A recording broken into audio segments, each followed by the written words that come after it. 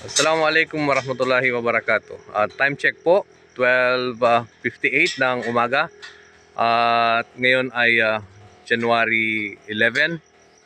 Alhamdulillah, patatapos lang po na naglibing tayo ng isang brother na galing pa ng Angeles City. At ginawa ko lang tong video na to dahil sa isang pakiramdam ba na ang gagara ng mga sasakyan, ang gagara ng mga kasuotan, ang gagara ng mga kapamilya, pero iniwan lang si brother dito. Umalis na silang lahat at umuwi sa kanilang mga tahanan.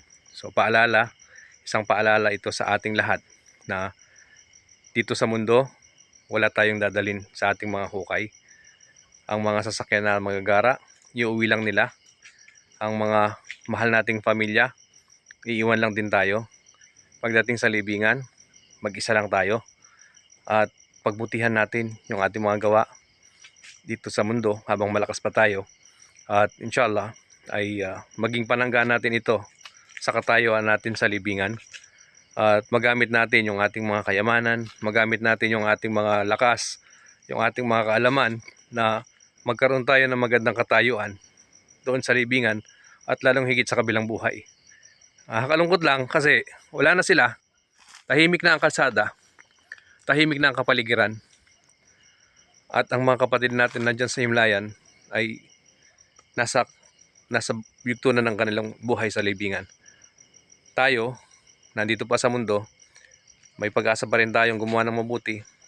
Magpag-asa pa tayong magtauba. May pag-asa tayo na magbalik loob sa Allah subhanahu wa ta'ala.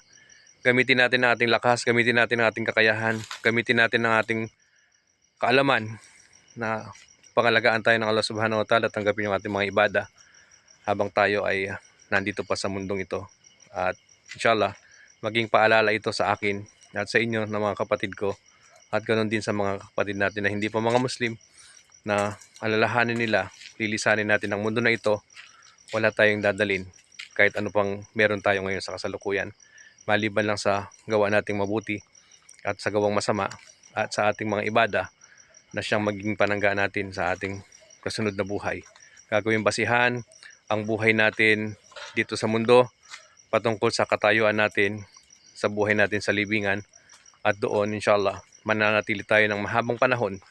Kung ikaw ay namubuhay dito ng 100 taon, mas mahaba ang hihintayin mo doon sa libingan. Kaya pagandahin mo yung libingan mo, ayusin mo siya, at naway gawing maluwag at maluwalas ng Allah subhanahu wa ta'ala ito, at maging komportable tayo sa loob nito habang tayo naghihintay sa araw ng paghuhukom upang makita natin ang totoong buhay natin, at hindi ito, mundo na ito ang buhay natin, dahil ito'y lilisanin lamang natin. Assalamualaikum warahmatullahi wabarakatuh.